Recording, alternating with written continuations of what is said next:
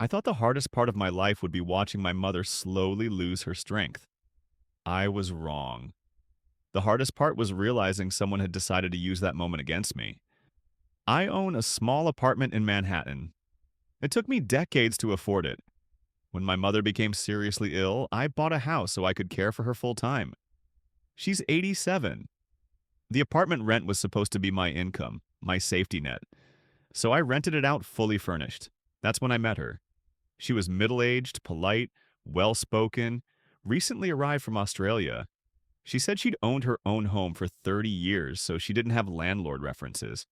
She had a steady job, financially qualified, even came with glowing letters of recommendation. Everything checked out. For 7 months, she paid on time. Then 1 month, nothing. I called, I emailed, I texted.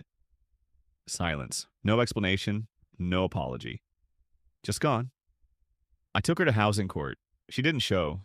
She stopped paying entirely, destroyed parts of the apartment, left furniture stained and broken, and vanished before the eviction date, flying back overseas, out of reach. The courts ruled in my favor. Unpaid rent, damages, over $20,000. But the judgment was worthless. She was gone. Most people would have sighed and moved on. I didn't. Not because of the money, but because I knew she would do this again. So instead of chasing her across the world with lawyers I couldn't afford, I did something else. She had a very unique name. So I bought the domain that matched it. I built a simple website. Nothing emotional, nothing exaggerated, just facts. Court judgments, official documents, photos of the damage, public records, dates, numbers, everything verifiable. I made sure the site was easy to find, searchable, clear.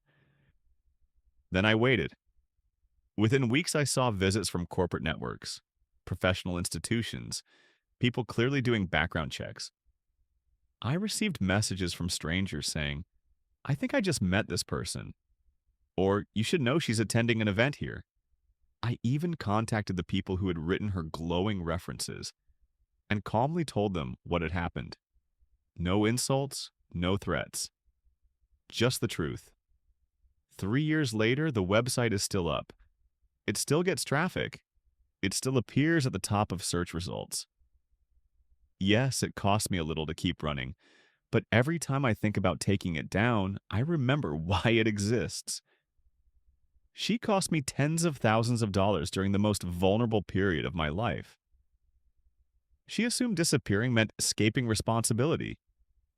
She was wrong, because while she saved money by not paying rent, every future opportunity now costs her far more.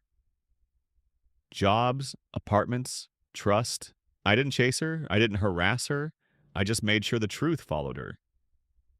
Some people think consequences end at borders. They don't. And some lessons are expensive, especially when you mistake kindness for weakness. If you made it this far, remember, ghosting works until it doesn't.